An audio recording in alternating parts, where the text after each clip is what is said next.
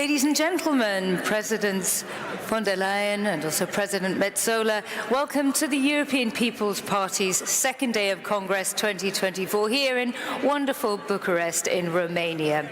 Well, yesterday you heard from key EPP representatives on the EU institutions that are implementing the party's policies and visions at an EU-wide level for the future. The party also adopted its manifesto, and today it is time to hear from leaders of governments and also leaders of opposition parties within the EPP family. Today, the EPP will also vote on its lead candidate for the European Commission. But first, to kick off the day's events, I'd like to invite to this stage Grech, the leader of the opposition in Malta. Thank you.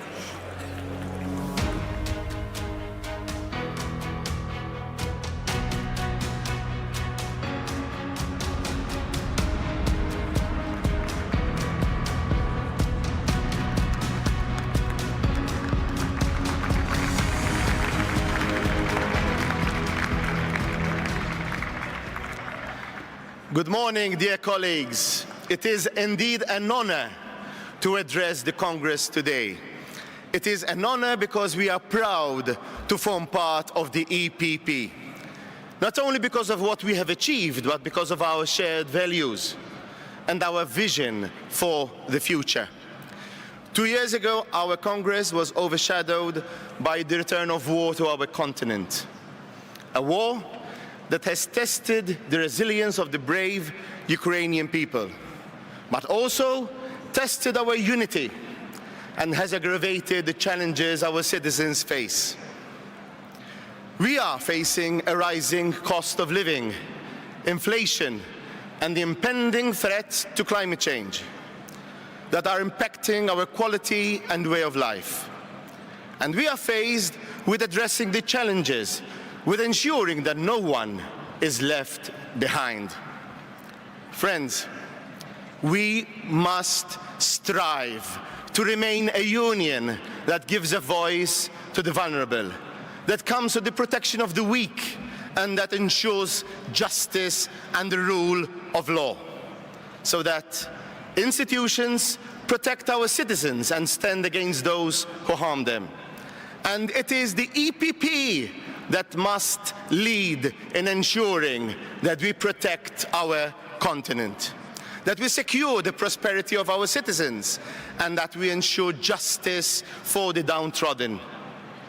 Today, I pay tribute to one of our citizens, Isabel Bonici, a woman who, devastated with the grief of tragically losing her son under the rubble of a collapsed construction site, because of negligence and greed, channeled that grief into action so that other mothers will be spared that pain. She took on the authorities with steadfast determination and mobilized a nation. My party took her fight to Parliament and supported her in the streets until a public inquiry declared the state responsible. It is a story of courage and determination that should inspire us to be brave and never give up, just like she never gave up. And yes, it is our political family that must be the voice of those that strive to make a better world, a more just, a more safe Europe. It is, after all, our political family that has provided Malta, the EU's smallest member state, to leave a lasting impact on citizens across our continent, not least through the work of our MEPs, David Casa and European Parliament President Roberta Metsola. And so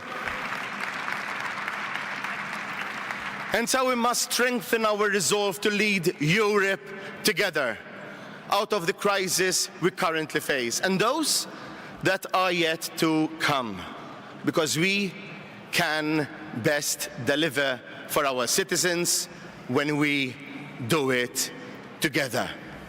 Thank you very much.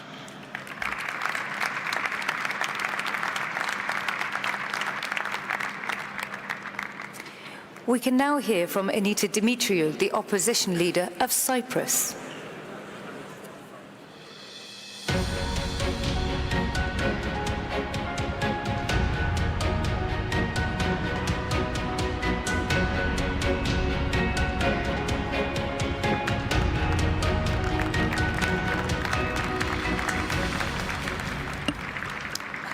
Dear Presidents, dear Excellencies, dear friends, good morning, Europe. Today, I stand before you proud of the fact that on the 1st of May later this year, we will mark the 20th anniversary since Cyprus became a full member of the European Union. This accomplishment, the greatest achievement of our country, will not have been possible without the catalytic efforts of the visionary founder of Democratic Rally, the late Glafkos Skliridis. It's through his determination and vision our European and Western orientation sealed once for all. With that said, the crucial question we face today is what kind of Europe do we want to see by 2030? The answer is a sustainable and strategically autonomous Europe that will lead. A Europe that stands united as a stronghold of democracy, rule of law and peace, and as a barrier to the populism of the far right and any other radical political power acting outside the democratic arrow. Europe has indeed come far, we have come far. But there is still a long way to go until we successfully ensure a just, safe, and prosperous Europe that benefits all European citizens, all member states, and of course our allies and the global community. Facts prove that nothing is granted, especially when it comes to peace and stability. On account of that, the pressing question stemming from the current turbulent situation in Europe is what actions should we as politicians take? What steps should the EPP take? It has become apparent that the security architecture of Europe has undergone significant changes since the Russian invasion of Ukraine, and most recently, the Hamas terror attack in Israel and its horrific consequences in the Middle East, which tend to spark a regional conflict. With great power comes great responsibility, and this is why the EPP should act as the driving force that brings Europe together with clear, immediate decisions and common language. What happened in Israel should serve as a warning for all of us, as the current conflict demonstrates that there is no any such thing as frozen conflicts in today's world. This truth also applies to my country, Cyprus. We cannot resign ourselves to the status quo. We cannot accept the current situation as permanent. A comprehensive European security framework cannot be achieved as long as Cyprus remains under the Turkish occupation. It is crucial that this message resonates strongly with all our partners. Otherwise, we risk witnessing history repeating itself. And ladies and gentlemen, we just cannot pretend that we don't see it. I would like to conclude by reaffirming not only my own but also Democratic Rally unconditional support to President Ursula von der Leyen. As Democratic Rally, we recognize that under her leadership, the European Union has remained united and her efforts have contributed to maintaining peace, security and prosperity.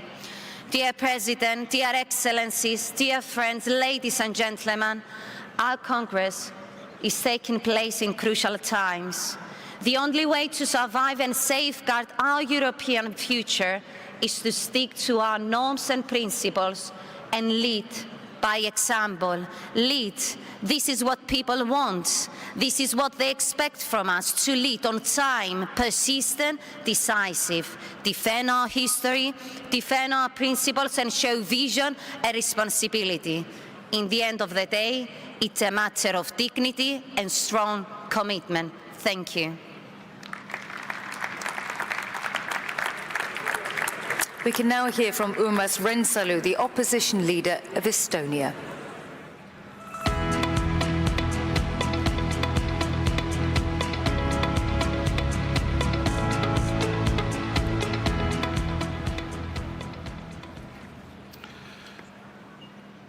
dear leaders, fellow Europeans, dear EPP family, Russian full-scale aggression war against Ukraine continues for third, aggression itself for 11th year. What did West wrong that it didn't succeed to avoid the war? What haven't not we done to get Ukraine's superiority and get a victory? Yes, we can't change the past, but we can make difference today. New Western paradigm against dictator Putin is needed. A plan for Ukrainian victory and Russian loss. Europe has been capable in recent decades to mobilize its effort to overcome financial crisis and COVID. And we need immediately similar pan-European action to finance Ukrainian military. 1% of our gross GDP to that effort is a scale that makes game-changing difference. We should work it out by similar like ESM model, combining it with pan-European agreement consisting of all member states' annual pledges.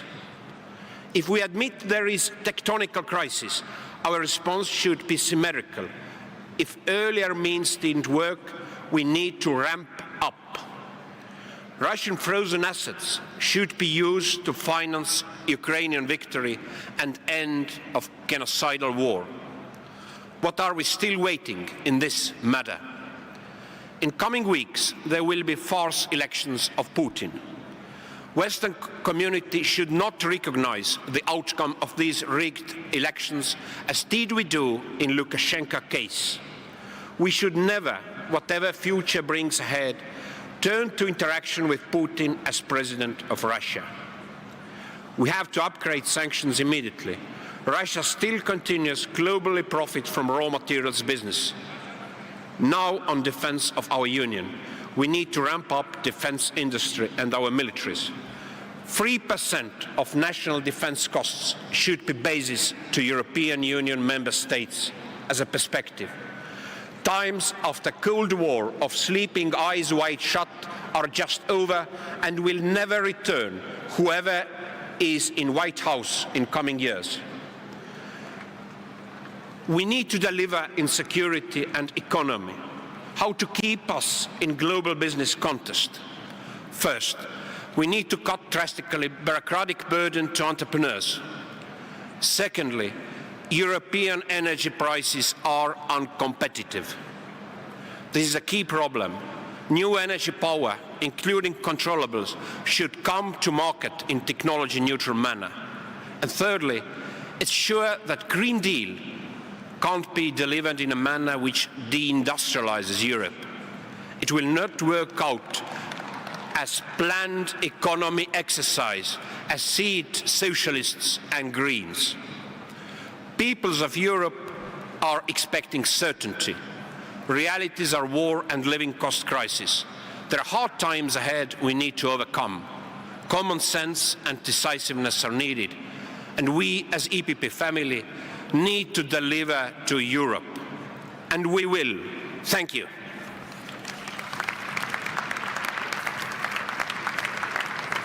We can now hear from Jansa, the opposition leader of Slovenia.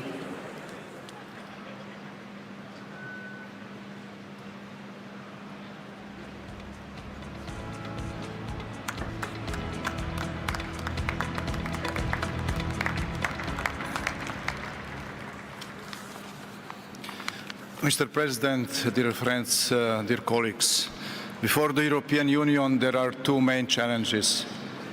The war in Ukraine and the strengthening of the European economy and agriculture, which provide a real basis for development and prosperity.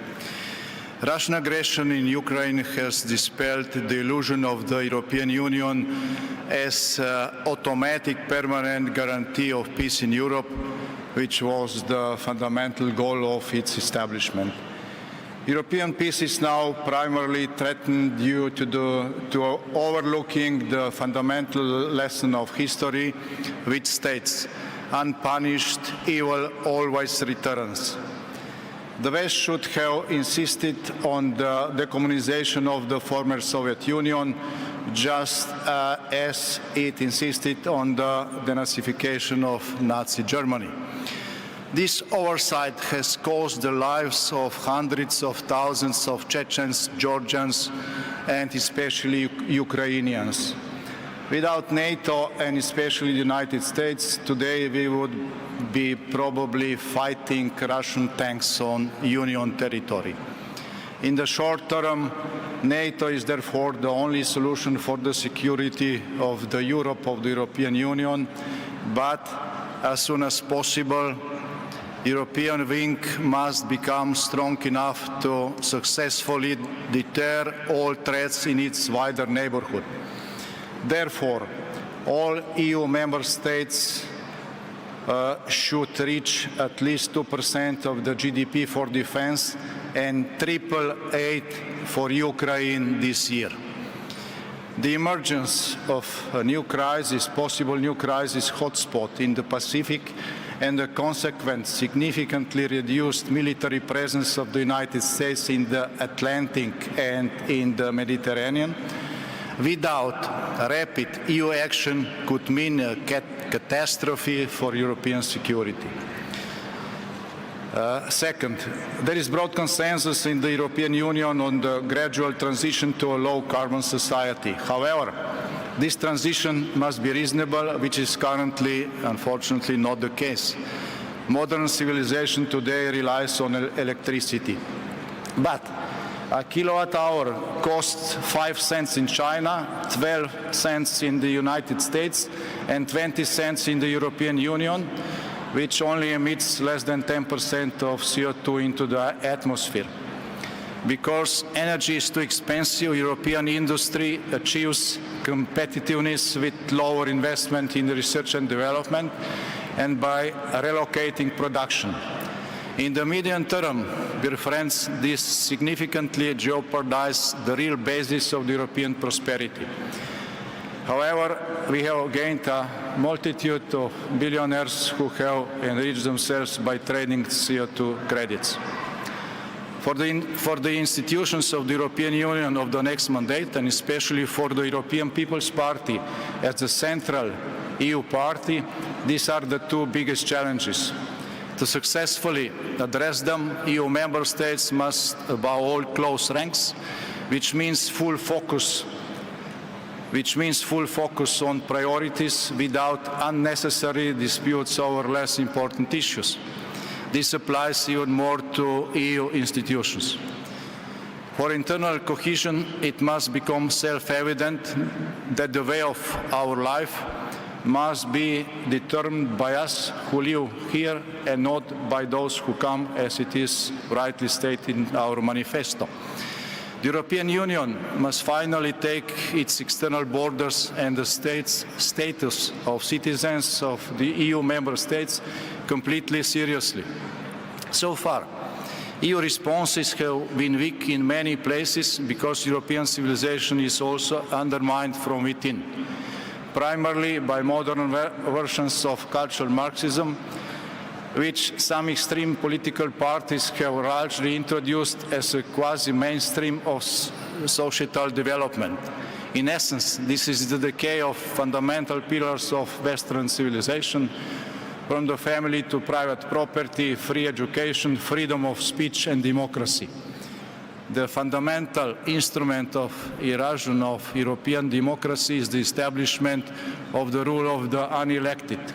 Above all, the left wing of European politics has established a network of so-called non-governmental organizations which claim to be the voice of the people, but they are actually an extension of political organizations or lobbying interests, not all, but many of them, well-founded and uncontrolled, as is otherwise the case for classical political parties.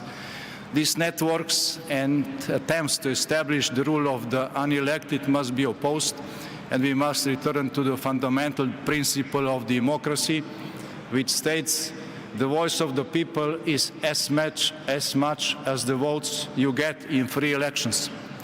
The fate of the European Union depends on good response to both previously mentioned challenges and the future of the European People's Party and other classical EU parties, and truly the future of the European democracy depends on the ability to limit and prevent the rule of the unelected. Thank you very much.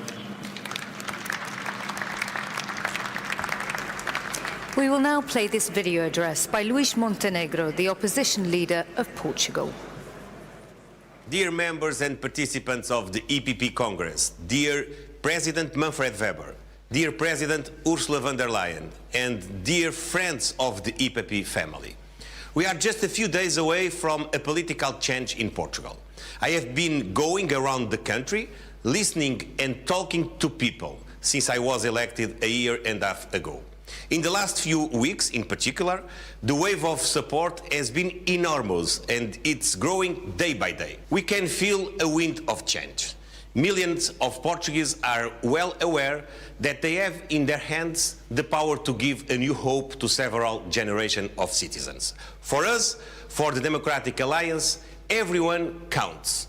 Pensioners and those in the workforce, entrepreneurs and employers, the unemployed and those looking for their first job, those who emigrated in search of a better future but who dream of returning to their families. We have an ambitious project for Portugal.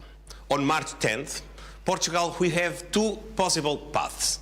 The socialist option, that means huge problems in health system, education, housing and justice.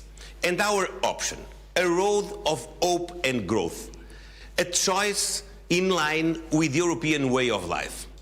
The socialist option, side by side, arm in arm, with radical far-left, anti-European and anti-NATO parties. And our option, with Portugal as a country that proudly founded NATO and is unconditionally on the side of Ukraine. Dear friends, we will create the conditions for a strong and dynamic middle class, capable of putting Portugal among the first in Europe. This is the path of PSD and Democratic Alliance. We are the most European Portuguese parties. We know our place. In Europe and in Portugal, the PSD, the Democratic Alliance, puts the human person, their rights and their values at the center of political action. Prosperity, employment, economy, growth and development, sustainable ecological transition, digital transition, innovation, social justice that leaves no one behind. Democracy and the European way of life. These are the EPP values that guide our decisions. I am grateful for the vibrant support of the EPP, of Manfred Weber, Roberta Metsola, and our all prime ministers and leaders. Finally, special word for our lead candidate, Ursula von der Leyen. Dear Ursula, for the PSD and CDS parties, you have been our candidate from the very beginning. Thank you for everything you are doing and will do for Europe and the Europeans. We are proud of your work and we trust in the future that you will give to our continent over the next 5 years. As you always say, long live Europe.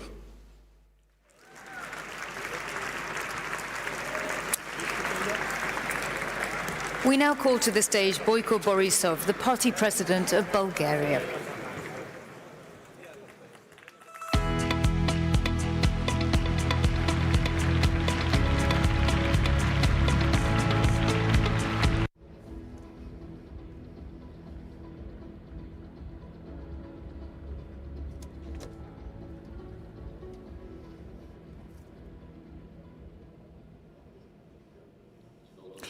Good morning,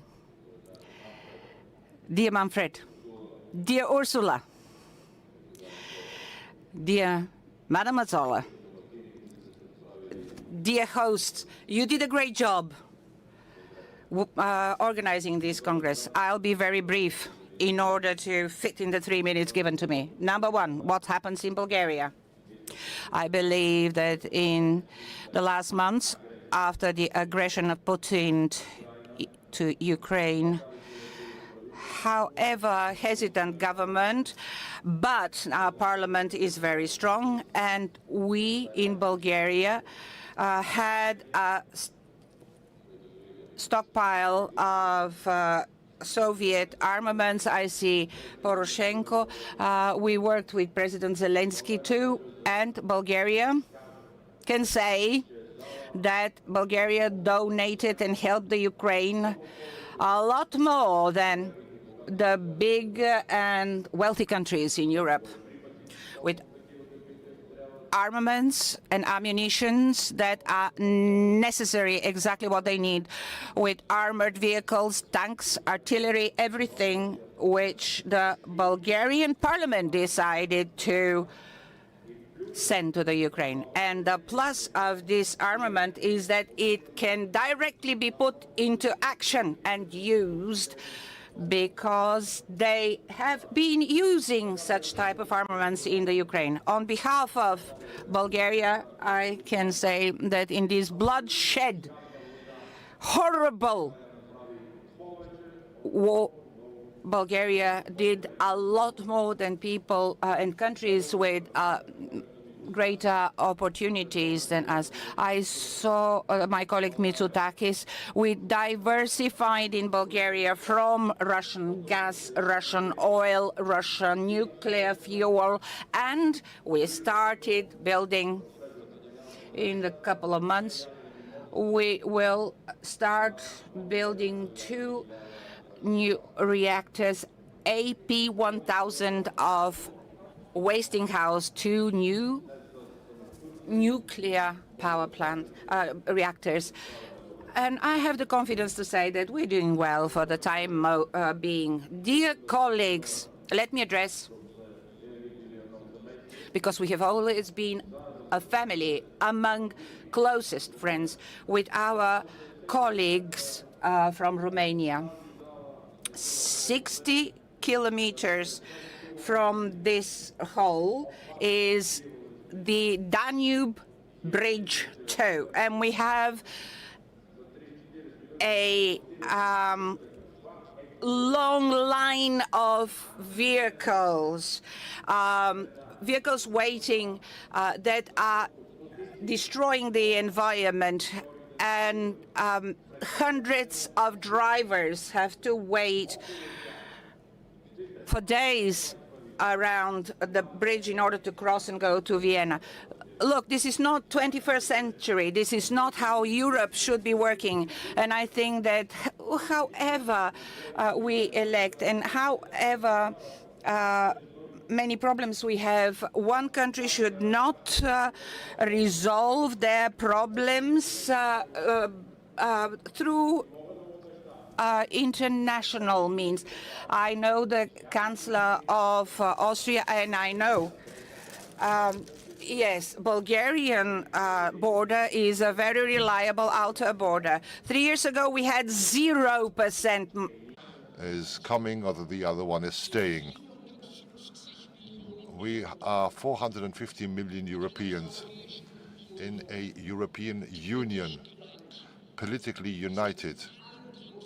There is good reason for us to have self-confidence and play a role as an equal partner in the world for world peace with a strong European contribution.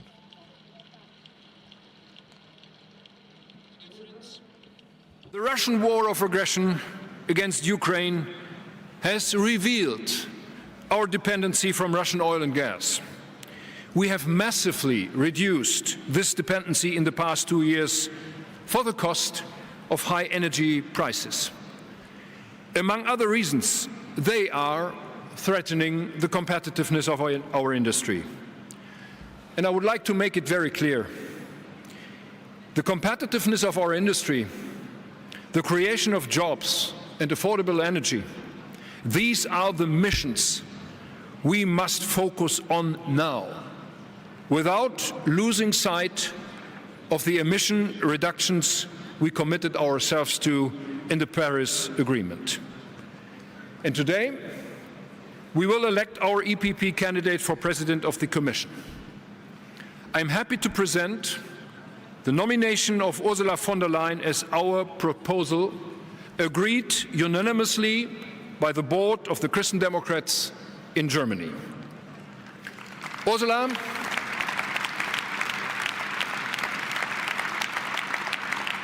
you have shown to be a true leader in Europe. You have given Europe a strong voice in the world. You have shown leadership in the pandemic and during the Russian war of aggression against Ukraine. For the last 4.5 years, you have proven that you are a Commission President for the whole European Union, for North and South, East and West, large and small member states alike. I'm convinced that, with the EPP remaining the strongest political force in Europe, you will continue to lead Europe with your experience and your determination. I'm looking forward to make this Congress and the upcoming European elections our common success in Germany and in the entire European Union. Let's move forward to a strong Europe and to a strong European People's Party in this European Union. Many thanks for your attention. I would now like to welcome to the stage Esther de Lange, the President of the EPP's Voting Committee, who will be explaining the voting procedures. The stage is yours.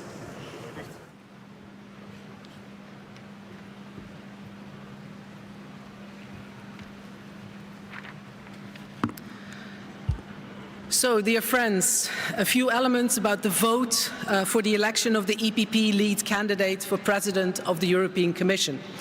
And the timing of this Congress has been impeccable because the vote will open in about 1.5 minutes at 10:15 until 11:45. So you will have 1.5 hours to cast your ballots as per the Congress voting regulations. The voting stations are located on the first floor, and you can follow the signs and use the stairs to access it. They're on my right side, on your left side over there. A reminder also that as per the EU regulations and therefore the EPP statutes, associated member parties or their representatives within the organs and bodies of the associations shall not participate in decisions involving the policies and structure of the European Union, nor in its institutional system. So associated member parties cannot take part in this vote. Thank you very much for your attention. Have a good vote. 1 minute to go, and then voting can start on that side of the room. Thank you and good luck. Esther de Lange, thank you very much for explaining those voting rules. And as voting continues, I would like to welcome to the stage Alberto Núñez Feijoo, the opposition leader of Spain.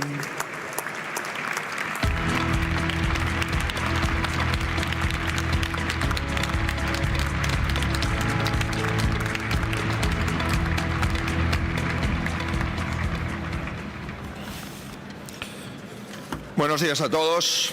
Gracias. Good morning, everybody. Thank you. Thank you to the entire EPP. It's a pleasure and a proud moment for me to take the floor within this family. Thank you, Manfred. Thank you to all of the presidents and the vice presidents of the party. And congratulations,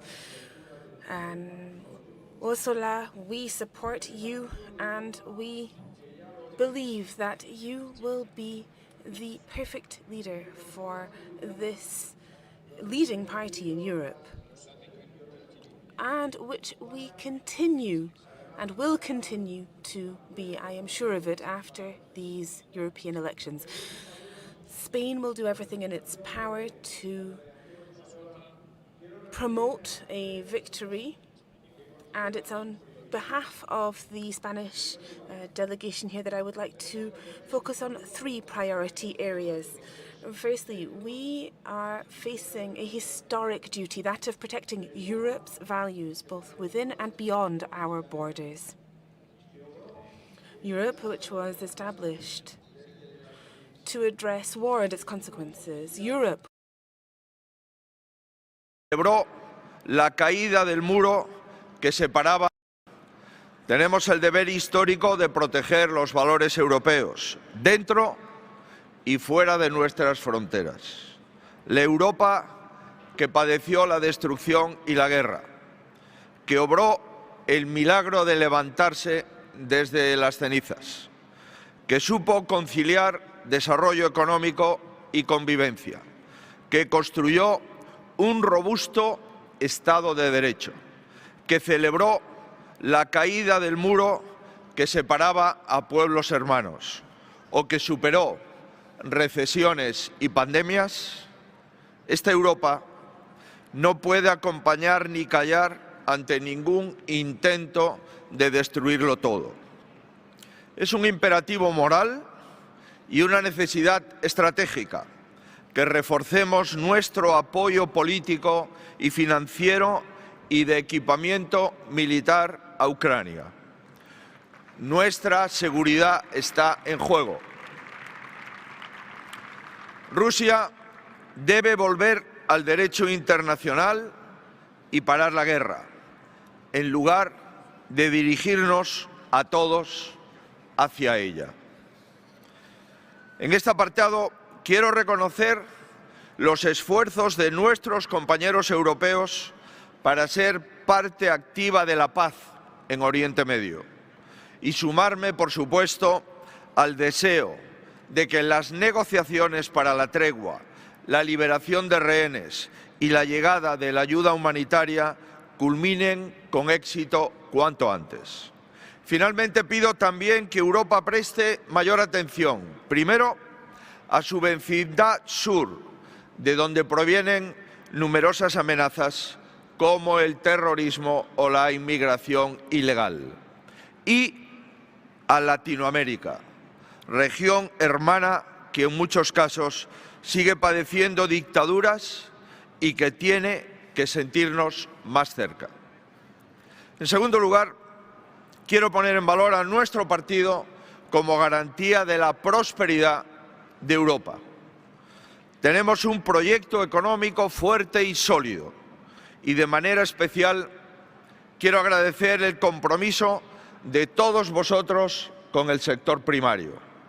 Nací en un pueblo pequeño, en una comunidad autónoma que es la mayor productora de leche o de madera y también la mayor extractora de pesca fresca, congelada y conserva.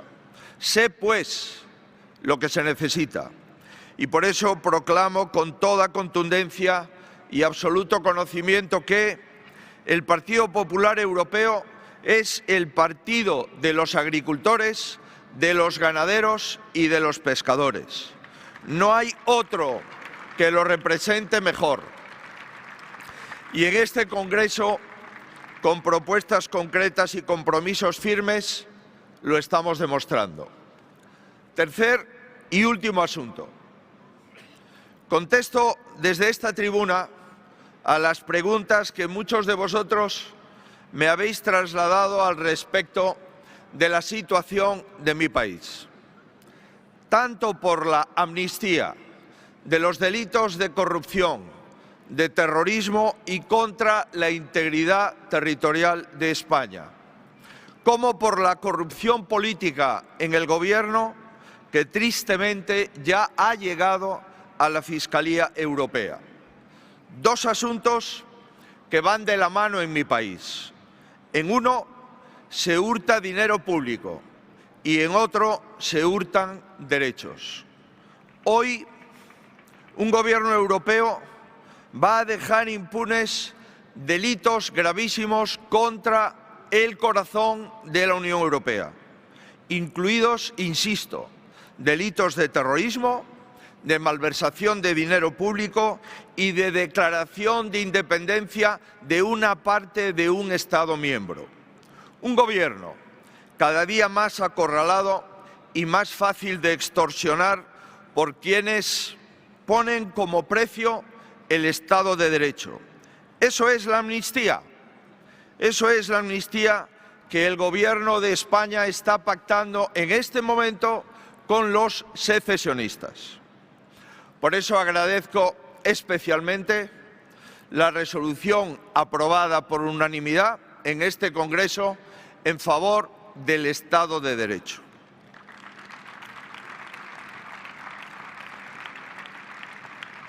Todos los integrantes de la delegación española nos sentimos reconfortados al sabernos al abrigo de una Europa que no puede permitir que fructifiquen los ataques al Estado de Derecho y a la independencia del Poder Judicial y que un primer ministro europeo consiga su investidura a cambio de la impunidad judicial.